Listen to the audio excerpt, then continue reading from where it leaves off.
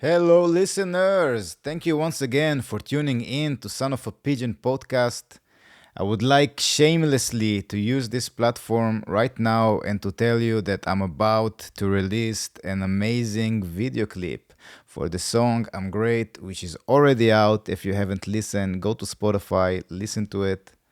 And there is the video that is coming, and I'm so fucking proud of this work. I was, and I'm still am, very lucky to have so many talented people around me. And I'm blessed that they're way more creative than me, and they were kind enough to help me and to give their beautiful energy into this epic video clip, which will be out on September 1st. So you can scroll down already in the description of this podcast. Look for Son of a Pigeon. I'm Great official fucking video. And if it's not out yet, so please give a like, give a comment. Anything you will do will help the video spread once it's out. So it will help to support local artists, the podcast, the pigeons. You will do a lot of good in the world by supporting this video. And I'm pretty sure once you will see this video, it will blow your mind. And I can guarantee that this is what will happen once you will watch the video. So go watch it. And now let's start with the podcast. Sound of Pigeon Podcast. Son of a Pigeon. Son of a Pigeon podcast.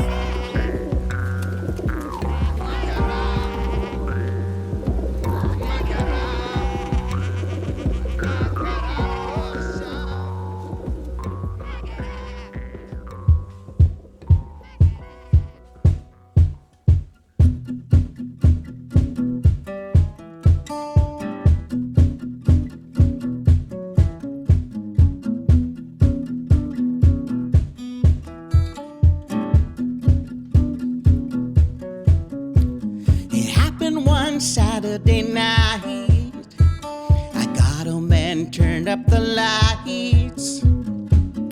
Hoped to sleep, but I saw instead my housemate, a guy and a girl in bed.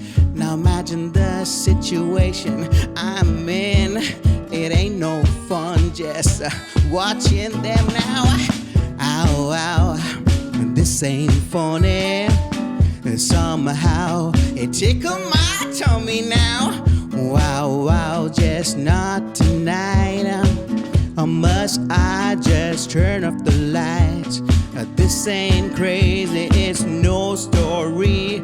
They felt all the pleasure and nothing for me now. Nothing for me, nothing for me, nothing at all. Nothing for me. Nothing for me, nothing at all. I wondered if this was for real. This bitter part of the deal. I looked away, tried to hide my head. Another night, another bite, another spread. Then Mr. Winky looked me in the eye. Just like Harry, I was petrified. Starting up and falling to the floor while she's begging him for more. What am I supposed to do at the door? Whoa, whoa. Maybe I should turn my head. Maybe I should just go to bed. Maybe I should ask to enroll. Wow, wow, this ain't funny. Somehow it tickled my tummy now. Wow, wow, just not tonight. Must I just turn off those lights? This ain't crazy, it's no story. They felt all the pleasure and nothing for me. Nothing for me, nothing for me, nothing at all. Nothing for me, nothing for me, nothing at all. Nothing for me,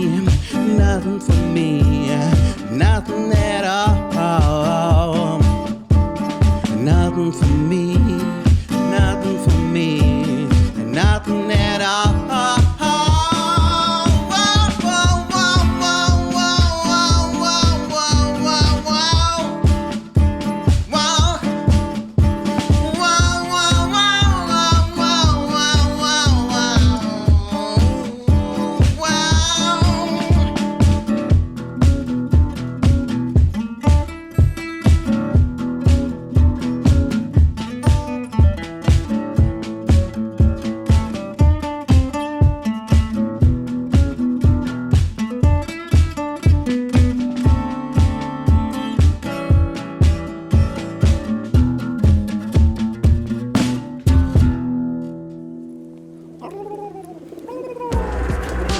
Sound of the Pigeon podcast. Son of a pigeon. Son of a Pigeon podcast.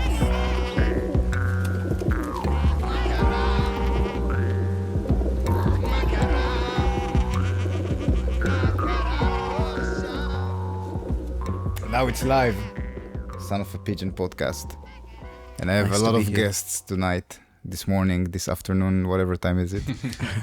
I have Gaz and I have his band. And you just played 2 songs here. Yep. And one of them will be the first song that people will hear even before we start this podcast.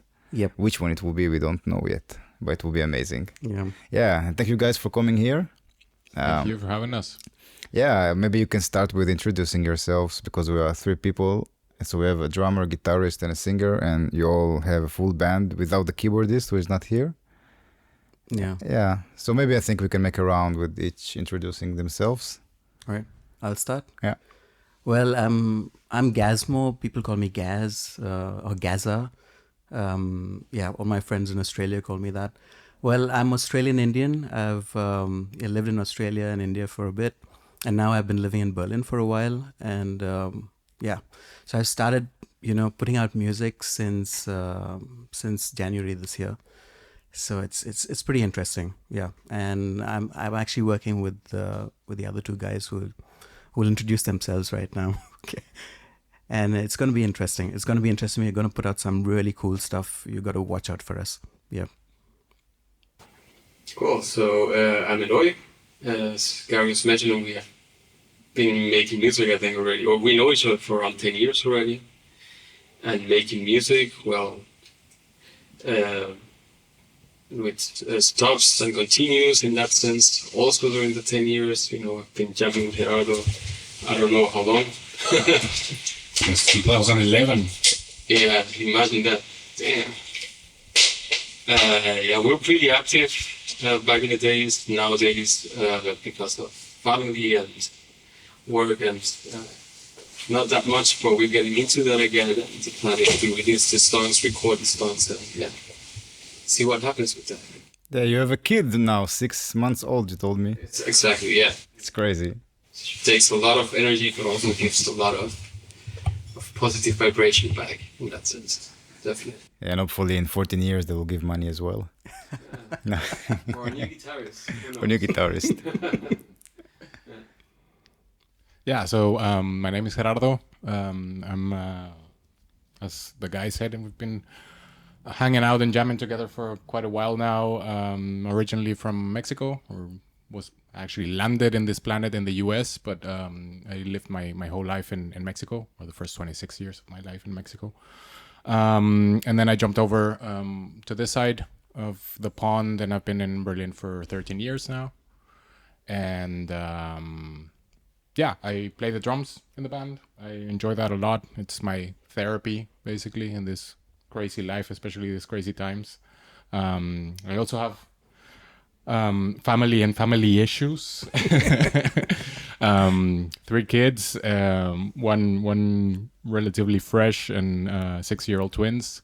And as Eloy said, I've always said they bring the best and the worst out of me. So it's really an experience, to see how the dynamics in our place have changed, and also outside, hanging out with the guys. And things have slowed down a bit over time with the kids coming up and so on, and then growing up and being able to have our time again and our space back. And then we're starting all over again. Excited to get back together eventually go back on stage, because as you say, we were doing that a lot. Yes, we have to. Yeah. We've played on stage so many times, and we know each other really well. Yeah, I'm waiting for that again. Yeah, like really. There is also a keyboardist that is not here with us. Yeah, And he's part of the band as well, right? He's a new member of the band, Harvey, and he's sick at the moment, so he couldn't make it. He's just undergone like a surgery. So yeah, and I mean, he's really good with the keys and stuff, with these ideas he comes up with, and I like him. It's like really amazing playing with him, because we feed off each other. He's got an idea. It's like, oh, we should do this or we should do that, and I'm writing the songs. It's my songs, but they actually lend flavor to it. So it's a lot. It's valuable input. So Yeah. I'm really looking forward to them. Yeah. So important to have other people to give different perspective on the music. I swear. Yeah. Because you think you compose stuff and you think, oh, it's really cool, but it's like, I didn't think of this, I didn't think of that. Maybe, then you need Exactly. especially a musician's perspective. And they've played in a different band before, as well. They had like an original band as well. So they know stuff as well. So, so I value their opinions and, their feedback. Yeah, and you told me that you guys play for a while already together. Yes, we did. Yeah. For Since the you came past back 10 to years. Germany. Sorry? Since you moved to Germany. Yeah, in 2013. We met in the summer of 2013. All of you together? No, so Eloy and I met in 2011. I came in 2010. You were already here for a while, no, in the south. Yeah. And how did you meet? We met through It's a very sad Yes. story. Tinder. Tinder. I don't think it existed back then, but it's like through Facebook we had a mutual friend, and And we were both new in the city looking for people to jam. So it was like, hey, let's meet up and jam. And that's how we met. Yeah. So through jamming. It's the best way. And also you met through jamming? That you got Yeah, connected? actually, the other guy, Nani, who was telling you, who was part of the band before, he's got this tinnitus problem. So I went to German school with him. And then we just started talking. He's a cool guy, and we were just talking about stuff. And he's like, what do you do? I do music. And I was like, oh, I do music too. Then let's jam. He's like, oh, I know these couple of other guys who are really cool. Let's all jam together. I'm like, yeah, cool. I'm up for it. And that's how I met these guys. So crazy how you can meet someone and all of a sudden you can develop relationships that last decades, if not more, and you can do so many creative stuff together. Yeah, this is very interesting for me. Yeah, how much connections can really serve us as a whole collective, right? that's really what music does. I think it really expands and gets you to meet people that you probably wouldn't have ever bumped into. Yeah. And there is different communication because music it's the language of the universe, in my opinion. It's us finding those harmonies, those relations, and those ratios, and we somehow bring it forth. So it doesn't matter what language natively we speak in our hometown, but when we talk music, then there is something very deep there, in my opinion. Yeah, totally. Is this the connection that you have as well? Yes, we do. Yeah. And how do you feel? We need to bring it back. Yeah. I think, yeah. I mean, as we said, it's been a while since we really got into the rhythm again of like really having a constant getting together and jamming and rehearsing and having gigs and all that. So we're barely just picking it up again. But the reason why we like hanging out with each other and getting back together is because that's still there. We know it's still there. That specific point in the jam or in the song where you feel like, wow, like some sort of energy is going on around here that we don't really need to look at each other or say anything, but there's something that just went beyond what each of us individually was doing. Especially when we're jamming. It's not no song, no nothing. Someone just picks up the guitar and he starts playing, he starts jamming, then I just, put in some words and I start singing, and it's like, wow, it's like, sounds really good. That's what I like about this dude really a lot, because like not every singer is able to just jump into a jam and, follow through and really like top it up. It's difficult to find someone like that can do that. Like also with instruments, but I think it's not that uncommon. But then with someone who can like is really willing to jump into a jam and then just like la Yeah, I whatever. always wonder, should I jump in? It's going so well already, Yeah, it always works. You know, It always because works. it sounds really good. The keys, the drummer, the guitars, and I'm like, oh, should I jump in? I mean, we feel a bit, it's like, am I going to spoil the jam? But it actually turns out really well. You feel that you're gonna spoil the jam, and then you do something in a thought that it's going to spoil the jam, but then you get different feedback. Yeah, And it's good. That's how it goes usually. Yeah. Yeah. Yeah, I mean, I try different kind of stuff, but I'm like, I don't want to be because my vocal range is I've got a high vocal, this low and highs I can go. Then I try out different kinds of stuff, I'm like, I just go in here and there. I'm like, is that the right thing to do or not? But it just works out. It works out fine.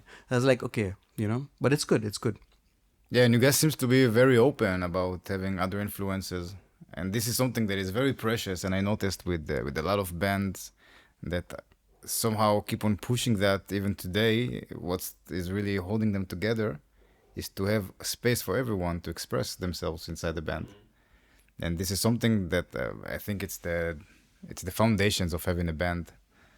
If you want like an actual band that everyone contributes, it's very, very important to give the space for everyone just to do whatever they feel like. And then, it's like taking some bits that sounds good for everyone and continue with that. And are you guys working at the moment on music? Are you recording? Well, I actually released an album earlier this year in March. 6 songs, and then released another single. What is the name of the album? The album is called Gaz Mo Unplugged. So people can find it on Spotify, on all major streaming platforms, YouTube, Apple Music, everywhere. Listen to it, it's good stuff. So, and the last one is something different. I wanted to try something different, so it's more an electro pop song. It is different from what we are doing, but I thought, let me try something different. Let me appeal to a different set of people, and it's going well too. It's called Groove. So it's not bad. Yeah. It's more about making people dance in this electro pop style. Yeah, pretty much. Yeah. It's electro pop, and it's got a new disco thing to it as well. So it's got like this different vibe to it as well. So I like it, and I've got feedback from people that they like it too, which is good. It's like the 80s synths kind of sound. Yeah, 80s, 90s, I would say. There's new disco, just a little bit in the chorus part, but the verse part is all more electro, electro pop sort of vibe to it. All right. So it's different. Listen to it. Yeah, definitely. Yeah. It's already out? It's out already. This one that you released in March? No, this one I released on the 9th of June. It's called Groove. It's called Groove. But I released the music video a week ago. So, So actually I've got like more people coming through with the music video. Cool. Yeah. And what song is it for the music video? It's the same. It's Groove. It's the same song. It's the same song. Yeah. Nice. How was the process of making the video? I don't know if I should say this, but it was different, Okay, the whole thing was in the end, I'm a struggling musician, like everyone in Berlin, and stuff. And to make a video, to make a good video, needs a lot of effort, a lot of money, a lot of funding needs to go into it. So I found out about different things. Okay, if we can hire out a place, would be like 200, 500 euros. If I need to get a professional camera person with a professional camera, some lighting, and we want it in the night, do this. It was gonna, blow up to like 1,500 or 2,000 euros, which is not much. Actually. It's all relative. It depends. Mm-hmm. For some people, it can be a lot. For some people, it can be not much. Yeah. But I was like, should I go ahead with it?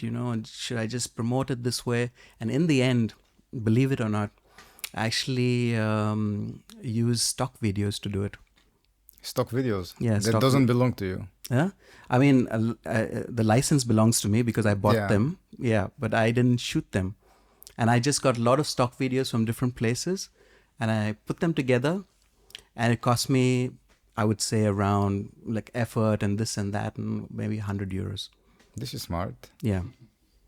I mean, still got a video out. It's still good enough. I wouldn't think people would notice. I mean, not after this, but yeah, it looks okay. And are you in the video as well? I'm not in the video. No, that's the only thing. I'm not in the video. So what kind of footage we can see in the video? So People closing business deals and showing up to work. yeah, pretty much, working on their spreadsheets. High-fiving. Some graphs. Some cats and dogs. Yeah. It's actually interesting. It's so the whole storyboard is girl meets guy rather than guy meets girl, because so the girl is actually eyeing the guy. It's opposite, and the girl is checking out the guy, and so the guy, it's from the guy's perspective, is like looking at, okay, there's a girl checking me out. She's looking me up and down. That's the song about. And then, they're in a bar there, and then they slowly meet. They start talking. They start flirting, and they spend the evening together in a bar. So that's the whole storyboard of it, And I found footage for that, which is pretty interesting. Check it out, and it matches the lyrics. I mean, it took me over a month to do it. To edit. Yeah, I had a guy who helped me with the editing. I'm not so good at I'm good at video kind of stuff, but I'm not good at colorizing and making, because you have different videos, different footage from different places, but it needs to match so that it looks like, okay, maybe it's from the same place. So you need to color code it properly, Yeah. And say, okay, this is a bit warmer, a bit colder, the lighting is too much here, maybe make it a bit darker here, so that it looks like, there's continuity there. So it took us a long time to actually do it. This guy helped me out, and yeah. Yeah, but you did it, which is the most important. Yeah, it was really good. That's why it took me, like, I released the song in June on Spotify and all that stuff, but the actual video was released in July, like a month later. Yeah, I released the song on Spotify half a year ago, and I still did not release the video. You can always do it. This is an idea. Yeah, I don't know if it's smart or not, but I figure if I release a video, I should put some effort into that, so it will not just go to waste. I think one of the most saddest things about today's music industry is that very talented artists just release something and it's been lost in the sea of noise and other releases. That's the thing, because now at the moment, like, releasing a song is only, making and releasing something is only 20% of your effort. 80% is all marketing and promo. That's what I found over the last 6 months when I've released stuff. No one knows your stuff is out there. Yeah. How do they know? You got to go and play, in various venues around town. You got to put your name out there. You have to use like Facebook ads, Spotify ads, Do you use them, the ads? Yeah. And they help you? They help. Really? Yeah. I think money-wise, they're not so worth it. Usually it's... They're actually worth it. Yeah. It's worth it. Yeah. So you get more streams than the money that you put in. Because the streams Not don't that way, pay so because much. That's the thing. The streams don't pay much. I wouldn't say worth it that way. Monetary wise, not worth it. But in terms of recognition and people knowing that your stuff is out there and more followers coming in, that's more valuable for me. Yeah. For me, more followers are valuable. Money is going to come and go, but people appreciation for my music, that's what feeds me, I guess.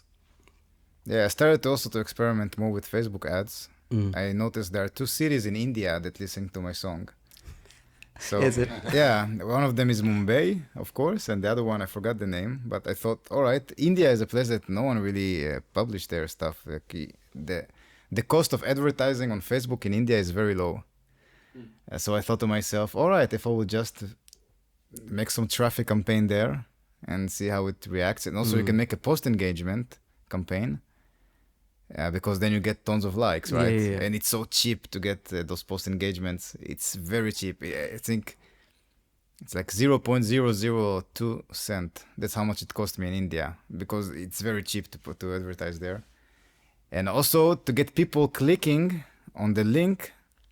So what I do, I think it's smart for every musician. Linktree. Linktree. Linktree. Yeah. I've got Linktree. Yeah. So Linktree is one of them, but there are many other companies who make the same concept, which is basically a landing page where you have a lot of buttons, so you can click. And what is smart if you put Facebook Pixel, for example, there. Mm-hmm. Yes. And then okay. And then you can have a tracking or Google Tag Manager, and then you can have tracking and see who went where.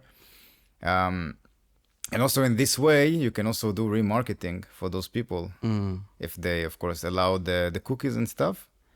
And then if you do, let's say you release one song and you send them through this link, so everyone who went inside this website, you can now do remarketing for them when you have the next release, when you have another video, for example.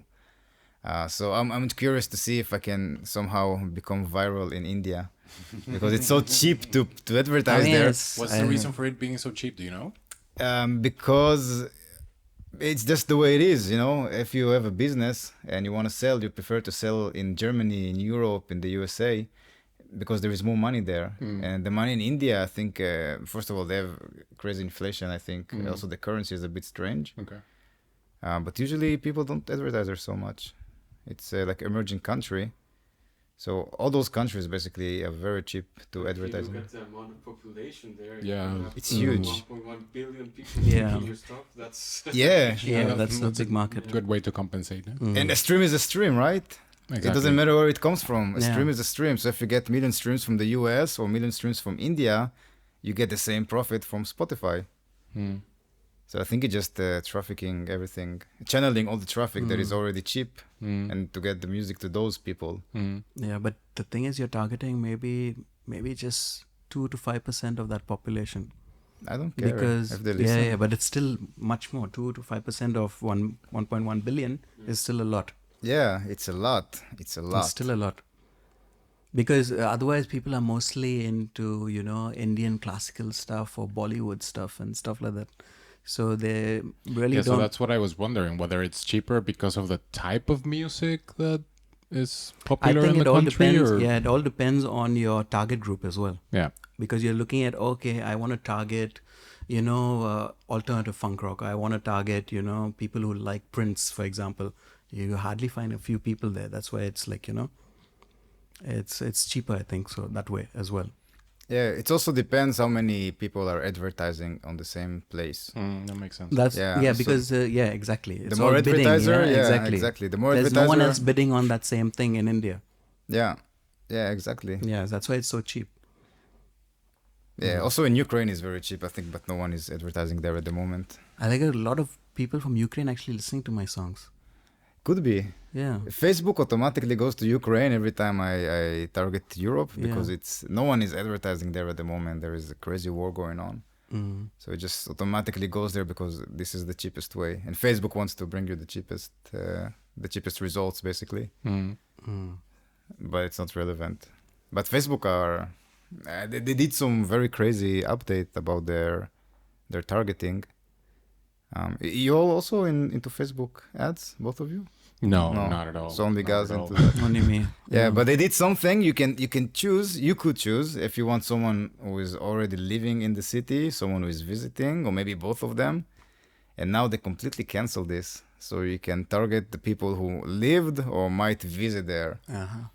And I think if you want to visit there, you just need to tag the city. And then Facebook thinks that you were there because you tagged yourself that you were there. And then now it also showed the ad to people that might not be relevant. So I think it's a tricky way of Facebook to make more money, to get some cheap ways to show the ad. But then I think it's not really worth it money-wise. Yeah, but if you can, money-wise, no. Yeah, but if you have all the attention, you get it from where? Where are the people that reacts with your ads? It's mostly English-speaking countries. Because I'm here in Germany, I get a lot of views from Germany, and then I get from Canada, from the States, from Australia, New Zealand. Yeah, these are the countries. And how do you set the ads usually? It all depends on, I just select. Sometimes it's mostly, English speaking countries. I look at, all the different English speaking countries where people speak, English predominantly there. So Yeah, I set them up, but I get most people are coming from these countries, who like this kind of music. And I also target them as well based on, okay, if it's like people like alternative funk rock, maybe they're interested in, in Stevie Wonder or, Red Hot Chili Peppers or whoever, all these other artists that I think I'm similar to. I may not be this, but so you can target their fans as well. Also on Spotify ads? On Spotify ads as well. This I never Spotify did. ads is how you do it. It's there. So you select whose fans you want to target on Spotify ads. And then you say, okay, and then you put in a bid as well. And the bid is, based on that, it's like, okay, you may not get enough hits, then you need to increase the bid for a bit, and all this stuff. But that's how you target them. So you select these people and say, okay, or maybe I sound like Maroon 5 or something like this, or Charlie Puth or, these kind of sort of things. And then you target their customer, their listeners. And then what when you have the ad? So someone hears the song from the beginning? No, so, and also an important thing for the ad is also a call to action. Yeah. In the ad, okay? really So important. at the beginning of the ad, I say, okay, because I know I'm targeting people who's going to be listening to all these other songs, right? As well. Only then my ad will be shown. I trust Spotify for doing that, So I know, okay, they're listening to these people. So I say, okay, if you like these kind of songs, then you'd like Gary Sebastian as well, because he's released a new song. And then I start playing the song within the 30 seconds. And it's also a video clip as well. Oh, you have a video clip as well. I've got a video clip as well. This is cool. Yeah. So you can show yourself basically doing the ad. Well, it's not me, but it's my music video that's there. Yeah. But it can be also you. Yeah, it could be me as well. Yeah. Cool. And then they have a link so they can click on, and when they click, they open basically the song, and then they can listen Immediately they go and open the song. Yeah. And they start listening to it. And I've got it's amazing. Believe it or not. Yeah. My followers have increased from, in the last 2 weeks, I started the Spotify ad. From 34 or 35, I had hardly any followers. I had more followers on Instagram and on Facebook, but no one on Spotify. And then I had 35, 40, then it went up to 70. And then now, believe it or not, it's close to 700 in the last 2 weeks. And how much money did you invest in that? So the minimum for a Spotify ad is $250. For how long? You can extend it for a month or 2 months or whatever. But I'd say you pay 250 and you take it as long as you want. That's the minimum thing that you put in. Then you have to adjust the bids as well, because they'll tell you, okay, if people want to target Stevie Wonder, if they want to target Prince, it's slightly higher. You need to bid a bit higher. So then I bid higher, so maybe I'm not going to get so many plays, and my ad's not going to show up so many times. Interesting. So it's so you get to keep playing with it, and then fine tune the thing. But I'm pretty good, and I'm getting almost 500 to 600 plays for one song every day. It's interesting. Do you know how much is the results for click, or how much is the cost for result per click? No, I haven't checked that as yet. I think it's point. Because you have impressions and also views. I don't know. I don't want to say anything because I forgotten the thing. Yeah. Interesting. So the 250, you spread it to 2 weeks and that's it, or you're gonna keep spreading it? No, it's for 1 month now. So I started 2 weeks ago. All right. And it's going to run for another 2 weeks. So it's $70 a week, something. It's $70 a week, and I get 3,500 plays per week. But it doesn't really pay off, I think, with that. The business model of Spotify is really bad for artists. I know. So I think that the money will not come back from the actual not immediately ad. Yeah, not immediately. But if you keep on doing that, and then it's the game, how deep are your pockets and how much you can exactly can funnel it. Yeah. Exactly. But you got followers coming in, you have people engaging, and it's not that one song, but they're also listening to the other songs Yeah, as well. exactly. So I mean, it's pretty cool. I mean, what I can actually, I have seen here in this city is that, like, if you want to play live, you have to have clicks, right? So you have to have a certain amount of views online. And through that, then you can go somewhere and say, look, this much people are listening to our music. And then you get live clicks. And through that, it's like a snowball effect if you want to keep pushing it in that sense, right? So it does help to have more clicks in that, I would say.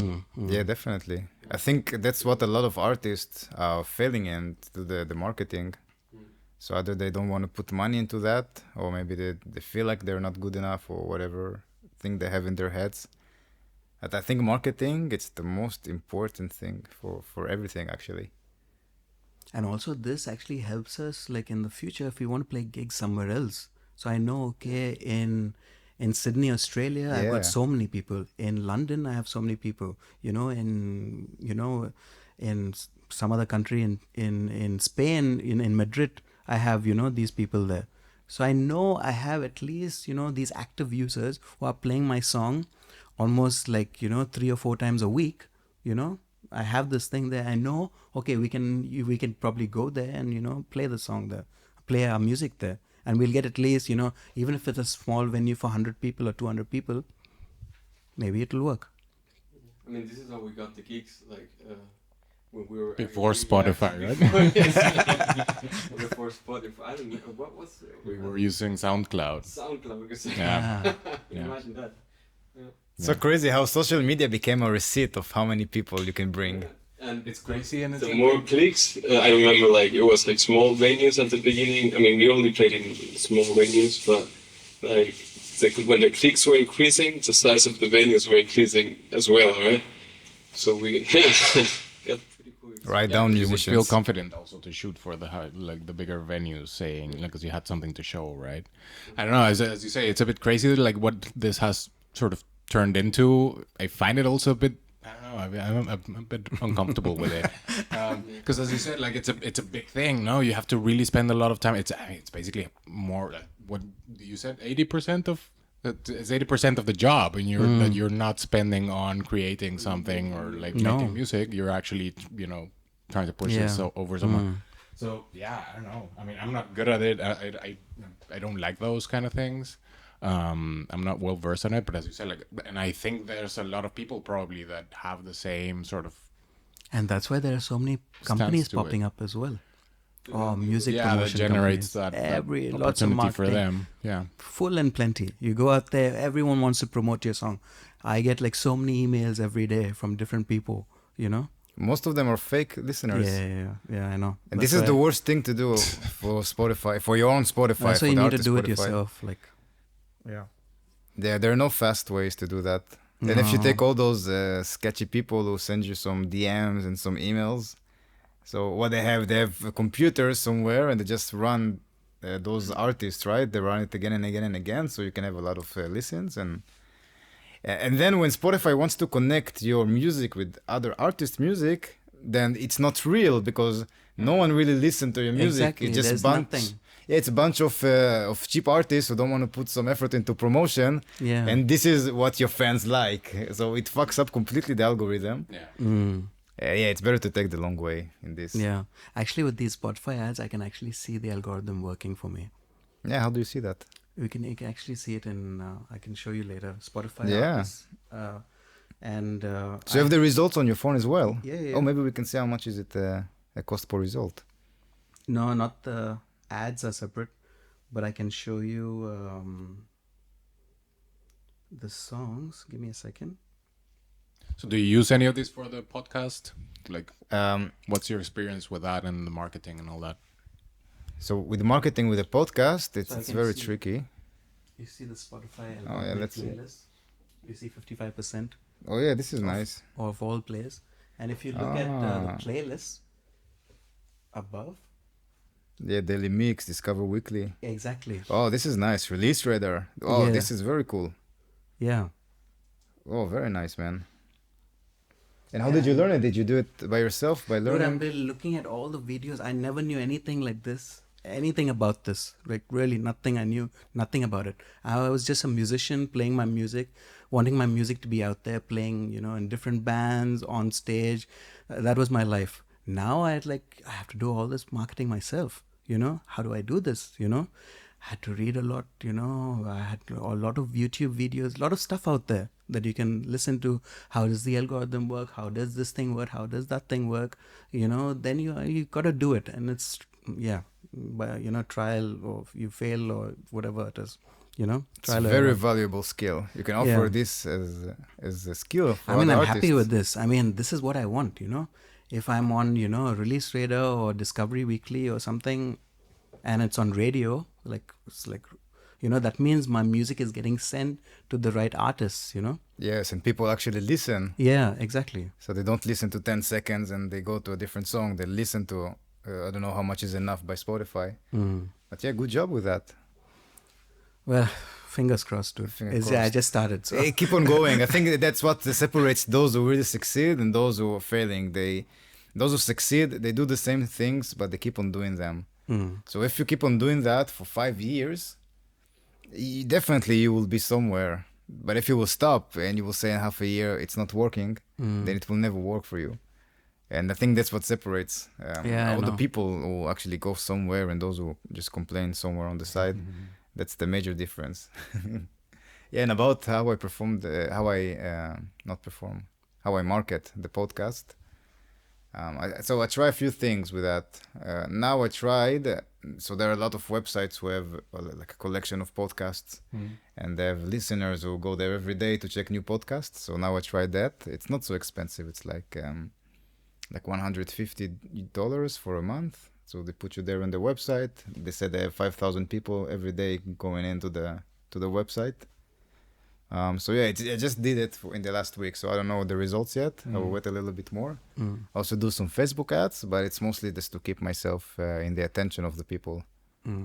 So every time I have a new podcast, then I run it maybe €2 a day, and I just let it roll on post engagement so people will like it. In Mumbai or in Mumbai or everywhere? What do you mean? In India. Oh no, not there. This is only in Germany actually. Only in Berlin I do that, the podcast. Yeah, Mumbai it's only for 2 songs. Not 2 songs, two campaigns for 1 song. So it's because I saw they have a lot of listens there. So I thought, it's interesting. It's cheap. Let's see. Yeah, there are many hacks. Like Pornhub, for example. It's a great place to do advertisement. Really? Pornhub, you have the most traffic, and there is the most traffic in the internet. And if you put, Can you take the attention away from what they're actually looking for? I think when you start the video, you have the ad in the beginning. We all know that. Come on. So you have the ad in the beginning, and there is a guy named Grant Cardone. He's also a very interesting person. He's into marketing and selling stuff. So I got the idea from him because he shared his experience about it. And he said that they had a book about how to make more money, how to make good funnels and all this stuff. So they were doing ad on Pornhub, and they said in the ad, when you finish doing this stuff, come to my website. I show you how to make money. Interesting. We'll hand you a napkin and then you can come over. Yeah, it doesn't really matter what the people are doing as long as they buy from you in the end. Yeah. Because we all do funky stuff when no one is watching. Oh, yes. It's just about it's about the attention. I think that's what today's currency is all about. Like the more I feel someone is in the attention of the people, so the more likely they will buy from them something. They also feel that with music. I feel that as well. And also, as I said, so I got onto Instagram, right? And then I was putting up my songs and I didn't get much attention. Then I started going with, sort of this negative publicity sort of thing. I said, let me try something different. So I made a song about poop, and then suddenly so many people started coming and liking the stuff. And overnight I got so many followers, and then it works. As long as you're in the limelight, doesn't matter what you do. Okay, the song is good. Song is about okay, the content of the song is shit, okay, but literally, but singing is good, everything is good, and people actually, getting redirected, and coming to your platform, coming to your profile, and looking at your stuff. So as you said, you have to be there in the limelight. You have to put your stuff out there. You have to, that's what you need to do. Yeah, ideally also we'll channel them from Instagram to Spotify and from Spotify to Instagram. And then on Instagram, TikTok, YouTube, wherever you are, just to put tons of content. And it can be anything. I think also one of the problems with people is when they think about a lot of content, they think about, oh, we need to make all this content. But it's not true. You don't have to make every piece of content. And even more than that, it's even good to recycle those pieces of content that were back then, or maybe they did not perform so well. And then it makes the work so easy. And I think there is also many AI tools today that can make the work really, really easy. So all the content can be processed by AI. You can give it one video, it can give you 10 videos, put some nice text on it, and that's it. You have enough content. You use a lot of stuff, right, for your images and stuff like that? Yeah. This is a Midjourney. You know Midjourney? Yeah. Okay. You have experience with that? Oh, well, I've been using DALL-E or this type of generative AI, just playing around with that. It's pretty crazy what you can do. Yeah. Generate or create or yeah. It's really mind blowing. I mean, it's not the best art you can see, and I think when you go to see a real art, there is something else when there is the actual intention and the hours to put into something. But nevertheless, it's fucking impressive. Yeah, just the amount of art it can generate, and it's so easy, right? You just type some things and that's it. You have some piece of art. It's really interesting. I'm being really negative here about all these things, man. But Yeah. I don't know. It puts me off. I think like I'd rather be using this technology for cleaning my toilet instead of producing Yeah, but we will come art to and that. culture. We will Like, come to that at some right. point. But I think there is again the most, let's say, not important thing in that sense, but what you can differentiate is that these things cannot play live. It's not like that you can see them on a stage, like an actual performance yet, at least. So when you go and see like a real tight band, then you have the real deal, the real difference. Yeah, no, but like what I mean is like, so it is like really impressive, and it is kind of like mind blowing to see. Like Nani sent around a video yesterday of Kurt Cobain singing Everlong.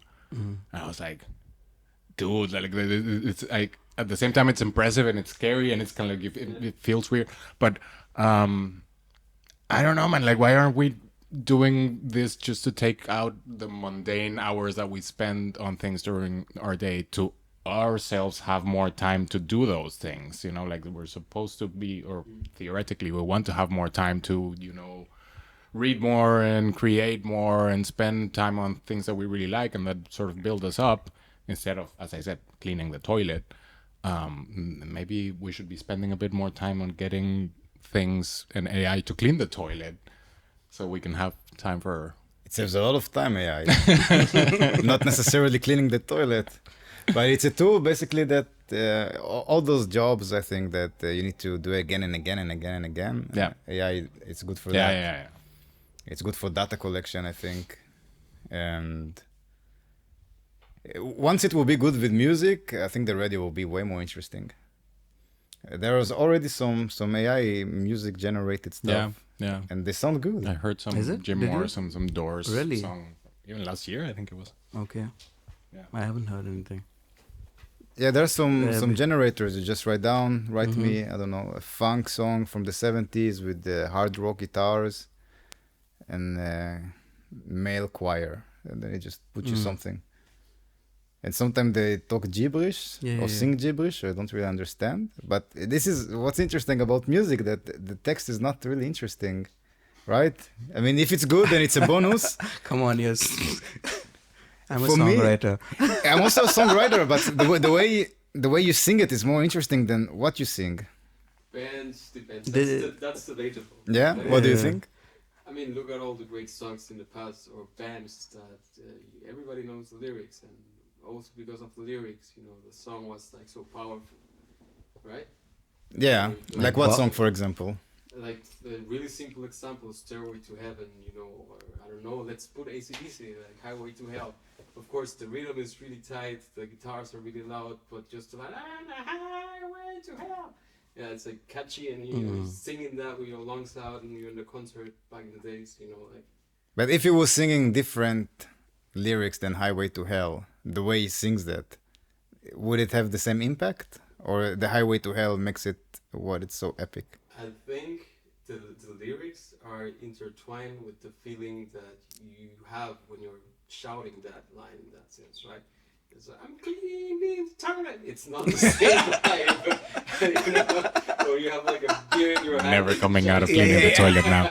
Next time when we jam. I think it's a matter also of like how people relate, like how the listener relates to the music. Like being a musician, you probably are more interested or more inclined to listening to the sound instead of paying attention to the words. But I wonder if like the kind of like more general audience, the first thing that they hook to is actually the words and not to, and of course Yeah, like, many the rest people is the actually. background. Many people have told me this. I think this, yeah. I mean, you could expect that, no? Yeah. But I also I was trained to listen to the different instruments. Like my brothers, I have I'm the youngest of 6 siblings, and my brothers had a band, and I got taught when I was very little to basically dissect the music and listen to the different instruments very early on. And so I always had that, like instead of listening to the lyrics, I was actually like trying to pull out what was happening in the song. And then later on, kind of like that, I became more of the mainstream sort of listener where I like this words are nice. I think there's something for everyone in there. I think because there are really songs really or lyrics that really kind of like wow, like make you get they just slap you on the face, right? What they're saying. Yes. And then if the music goes along well with that, then it's just like that's where you So get the journey in that sense. Yeah. Like a really trippy journey. yeah. And what if the lyrics are amazing, but the song is bad? Yeah, that happens too. Yeah. And you'd rather have a book, Exactly. right? Be a poet. Yeah. Which song do you have in mind when you think about great lyrics but bad song? Good question. Like a Rolling Stone, you know. What's that? The same. Bob Dylan's. How does it feel? Yeah. How does it feel? How does it feel? And it's a bad song, but great That's a lyrics. good No, song, it's a man. good song. Yeah. No, you mean for the lyrics? Yeah. I wonder if there is a song which No, is the first really thing I bad, think- but the No, lyrics are genius. No. That's a good song. Sorry, I misheard you. Good lyrics and bad song. I mean, that's a taste issue as well. But like, I'm not a big fan of reggaeton, for example. But what they do with the lyrics or rap, sometimes like Yeah. True. the music might not be all that whatever you like, elaborate or you know whatever it is that you like for music. But usually those genres, like the words are pretty insane. Like, and what they do lyrically, it's really good. Yeah. So for me, it doesn't really work musically, but then when I am actually thinking of what these people are saying and how they're making it rhyme and like tell a story, boom, it really blows your head.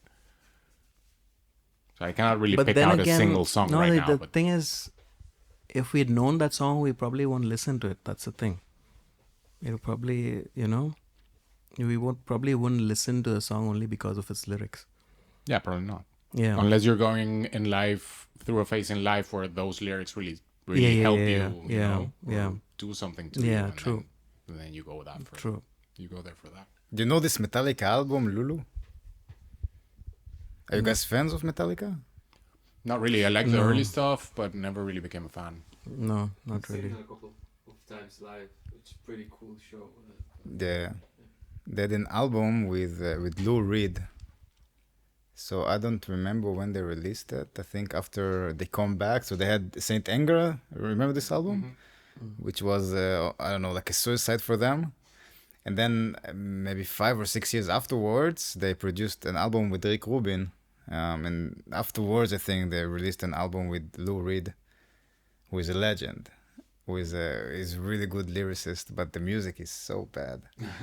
It's like Metallica are playing, and he's unconnected to the music, just saying stuff, sometimes singing. Yeah, that's the thing. You need to feel the music. You know, you need to. Yeah, I think it's up to the singer and up to the band to actually portray. You know, paint a picture to the audience. You know, on what the lyrics are telling the audience. You know. Yes. Yeah, that's the thing. I think it's more common to have a It's like great a song. responsibility of the band to actually do that. Yeah. Especially, for a band or a producer or anything, you know, to actually get out there. It's like, this is what the lyrics are telling you. This is the way you got to sing it. You could sing it in a different way as well. It may not make sense. Yeah, I think there are more songs that there are good songs with bad lyrics than good lyrics with bad songs. It's tough, man. Huh? I mean, I've never really been able to put words on songs. I've never really also like taken it too seriously, but like I play guitar as well, and like stuff comes out that I really like and that could turn into a song. But whenever I've tried to like put words down, it just doesn't work for me. I don't know if it's. What do you mean to put words down? Yeah, to write lyrics. I find that like impossible. And so for me, it's much easier to write a song, you know, the music for a song, than to write the lyrics. I just like I end up coming up with like, I don't know, really tacky, stupid thing. I don't know. I never like what comes out. and with the music, I'm really happy usually. It's very interesting. Yeah. I guess like you it. have to have it in you, no? Probably. Yeah, I like it when there is a good song and also the text is good. So that's the ultimate diamond. And then I even like it more when I'm thinking about the lyrics. It makes me think about it, and then I have to listen to the song again. It's like a peel of emotions music. When it's really well made, it's like taking drugs, I think. Yeah. Yeah, it brings some emotions up. Either you feel very sad or very energetic or very nostalgic. It can be as well. Yeah, what kind of emotions are you guys trying to convey with your music? The songwriter, you have to. That's one for you. It's all about my experience. Can you come a bit close to the mic, please? Yeah. It's all about my, like the couple of songs that we did today. Is both. It's all from my experience, you know. It's what I, went through, and you know, talk about, you know, what I went through, how I went through it, how I've come out of it, you know. It was a funny situation then, as you know, these sort of things. So I'm just telling my story, pretty much. I'm just telling my story. I just want people to know, you know, okay, one thing is to know more about me, and also there are other people who probably relate as well, you know, to the same story, you know, and that way I could relate with the audience as well, with the people who want to listen to my story, you know, and then, it just, you know, flows from there. Yeah, you were singing about squatting. Yeah. It's not squatting the exercise, it's actually, from the text. It's Squatter's Delight. So this was in London, actually. It was a good story. Actually, I was working for a fashion company there. I was blogging there at the fashion firm, and I had to write this article about this fashion designer in London. And she was doing stuff, you know, from reusable stuff with the tires, you know, from things, and making jewelry out of it and stuff like that, you know, and purses, leather gloves, all these things, you know, a lot of stuff. And then I went to interview her, and then we actually went to the shop, actually, and then she said, why don't you come, you know, to where I live? I said, where do you live? She's like, oh, I'm at a Squatters. And that's the first time I went to a Squatters, you know. So I went there, and it was amazing. It was this massive mansion, you know. There were probably 11 or 12 people living there. There was this bicycle rack with all these bicycles on top, you know. It was abandoned house? Abandoned house. That's they just took over it. They just took over it. And all of them each room there were artists there, all artists living there, musicians, people like repairing cycles, people doing this kind of stuff, designing stuff, painters, all this stuff. And then I used to go there and I made friends with them, and I used to go and play music there. And then they liked me playing music there as well, and they loved me coming and doing stuff there. So yeah, so it's Squatter's Delight. So that's how the song came about. Crazy. Yeah, you talked about busking and squatting. And I thought, because I've been through a lot, You busk, you don't get any money out of it. I busked here on my Bakufa as well, in Mao Park and stuff like that, in London. Yeah. And it's a hard life for a musician. And then when people actually appreciate you, that's what I feed off. I said this before. So, yeah. That's why, I love the Squatters and they appreciated me. I love playing my music for them. So I wrote a song about it. This is cool. Yeah. Here in Berlin, there used to be a lot of squatting places, and slowly they took the people away. I know. I've been to a few actually, like some refugees and all that stuff around Reichenberger Straße on the corner there. Olau Straße and Reichenberger Straße. There used to be an old school there. They were taken over by squatters. I used to go there and I used to play with these guys, predominantly African guys from North Africa and stuff. And we used to play stuff actually. They used to have the bongos and I used to play with them, and it was pretty chill. And but they're gone now. Everyone's gone now. They have this instrument from Africa. It's like a harp with like a guitar body kind of, and there's a neck, and then there are strings that goes like this. I haven't seen that, no. It's a really beautiful instrument. I've seen someone plays in Moritzplatz in the U-Bahn with this instrument. They're really crazy. Ah. Okay. Guys, sorry, but I think I have to be leaving soon. I have duty at home. Yeah. There is kids, they need attention. What about you guys? You want to stay a bit longer? Shall we wrap it up? Yeah, do you have enough? Or? Mm-hmm. Yeah, there is plenty. How long are we doing it for?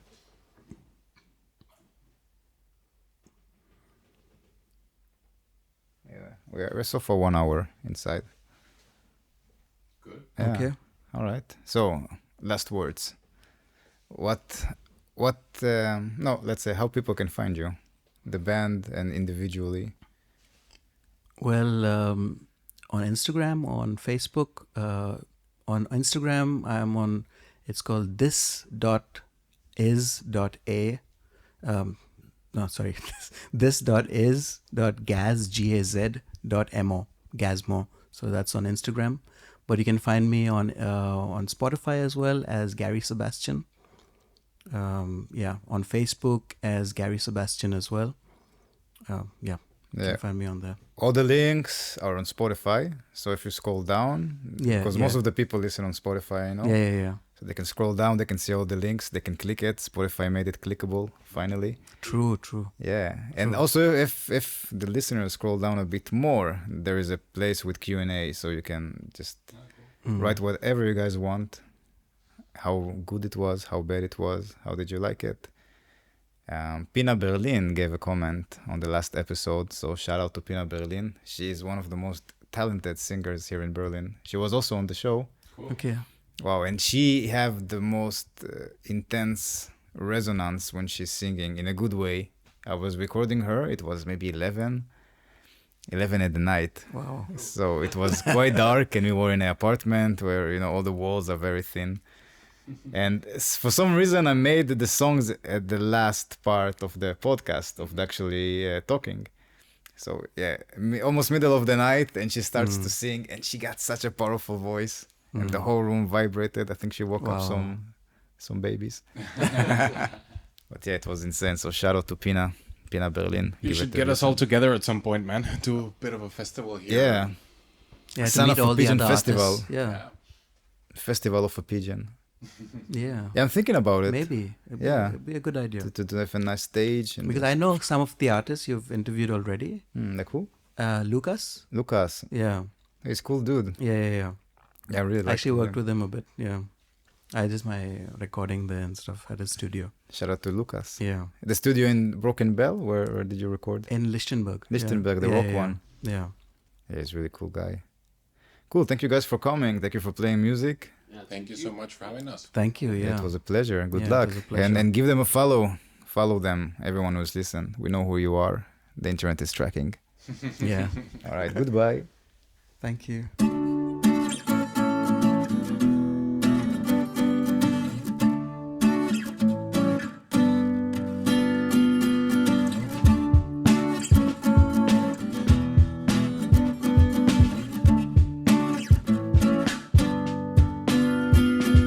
It happened one Sunday afternoon, decide to live my life out loud. One thing I just wanted to do, yeah, travel the world and be big news. The only thing I never thought I'll be a busker, almost singing for free.